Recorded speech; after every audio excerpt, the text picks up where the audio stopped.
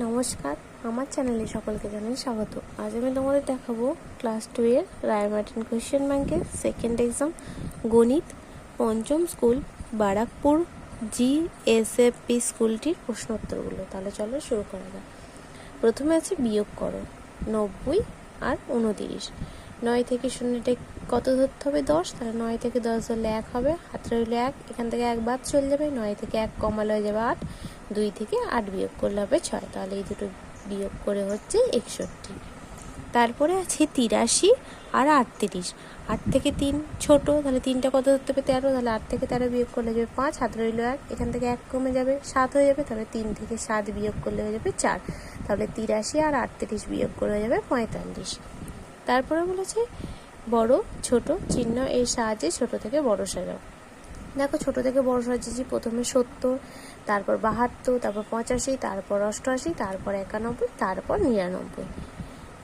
তারপরে বলেছে মিথুনের বাবা বাজার থেকে 4 ডজন কলা কিনলেন। প্রতিটি কলার দাম 5 টাকা হলে তিনি মোট কত টাকার কলা কিনলেন?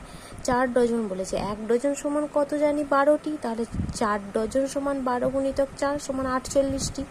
তাহলে এবার কত বলেছিল? তাহলে 48টি। ক টাকা দাম? 5 টাকা। তাহলে 48টি কলা 5 টাকা করে, তাহলে 48 গুণিতক 5 সমান 240 টাকা। তাহলে অতএব তিনি মোট 240 টাকার কলা কিনলেন। তারপরে আছে আমার কাছে 12টি লজেন্স আছে। 4 জন বন্ধুর মধ্যে ভাগ করে দিলে প্রত্যেকে কটি করে লজেন্স পাবে? তাহলে 12টি লজেন্স আছে, 4 জন বন্ধুর মধ্যে ভাগ করে দেবে। 12 ভাগ 4 সমান 3। তাহলে প্রত্যেকে 3টি করে লজেন্স পাবে। তারপরে বলেছি একটি গাড়িতে 4টি চাকা আছে। 16টি গাড়িতে কটি চাকা আছে? একটি গাড়িতে চাকা আছে 4টি, সেরকম 16টি গাড়িতে চাকা আছে 16 গুণ 4 সমান 64টি। তারপরে বলেছি টুনটুনি 1 বার লাফালে 5 ঘর যায়, 10 বার লাফালে কত ঘর যাবে? 1 বার লাফিয়ে যায় 5 ঘর, 10 বার লাফিয়ে যাবে 10 গুণ 5 50 ঘর। তাহলে 10 বার লাফালে 50 ঘর যাবে। তারপর বলছি যোগ করো 25, 30 আর 37। তাহলে 5 আর সাথে 12 2, হাতে রইল 1, 3 আর 3 6, আর 2 8 আর 1 9। তাহলে 3টাকে যোগ করে হলো 92। তারপর বলেছে আমরা 5টি দলে ভাগ হয়ে খেলা করব। মোট 40 জন বন্ধু আছি। প্রতিটি দলে কতজন বন্ধু থাকবে? তাহলে 40 জন বন্ধু আছি, 5টি দলে ভাগ হতে হবে। তাহলে 5 সাথে 40 ভাগ করতে হবে, তাহলে 5 8 40। অতএব প্রতিটি দলে 8 জন বন্ধু থাকবে। তারপরে 6 নম্বর স্কুলটা দেখো, বারাসাত কালীকৃষ্ণ প্রাথমিক বালিকা বিদ্যালয়। এই স্কুলটির প্রশ্ন উত্তরগুলো দেখো। নিচের প্রশ্নগুলি যথাযথ উত্তর দাও। ফাঁকা ঘরে বিয়োগ অথবা গুণ চিহ্ন বসাও। 35-5 সমান 30। 35-এর সাথে 5 বিয়োগ করলে হবে 30। তাহলে এখানে বিয়োগ চিহ্ন বসাতে হবে। 6-8 সমান 48। 6-এর সাথে 8 গুণ করলে 48 হয়। তাহলে 6 গুণ 8 সমান 48। তারপরে আছে বড় অথবা ছোট চিহ্ন বসাও। 6 আর 5 যোগ করলে হবে 11, আর এদিকে আছে 18। তাহলে 18টা বড়, তাহলে 18 দিকে চিহ্নটা বসবে।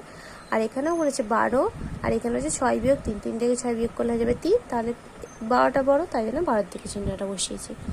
তারপর বলেছে গুণ্য গুণ ড্যাশ সমান গুণফল। গুণ্য গুণিতক গুণক সমান গুণফল। 1 ডজন সমান কটি? 1 ডজন সমান 12টি। 78 সংখ্যাটি উল্টে দিলে কত হবে? 78 সংখ্যাটি যদি উল্টে দেওয়া হয়ে যাবে 87। 8 10 7। উল্টানো সংখ্যাটি আগের সংখ্যার চেয়ে বড় না ছোট? আগে ছিল 78, এখন হয়ে গেছে 87, তাহলে এটা বড়, তাহলে এটা যাবে বড়। তারপর বলেছে ঊর্ধ্বক্রমে সাজাও, মানে হচ্ছে ছোট থেকে বড়। 75, 86, 65, 77, 60।